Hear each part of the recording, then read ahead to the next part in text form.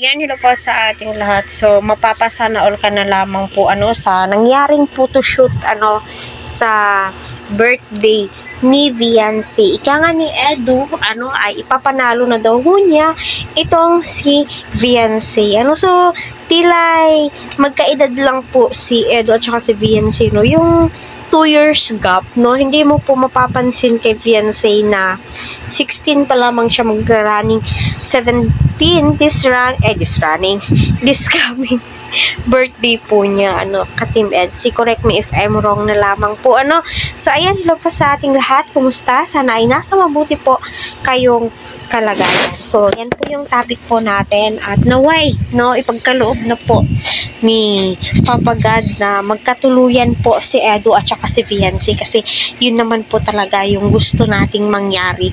At ramdam naman din po natin na sincere si Edu kay Viancy, So, sa malamang, napakakulit po nila, sa TikTok compilation, ni Papa Franz, So, napanood po ninyo yon sa Facebook, nagva-viral na nga po. At i-share po ninyo para sa ganun ay matulungan din po natin si Papa Franz. So, ito po yung,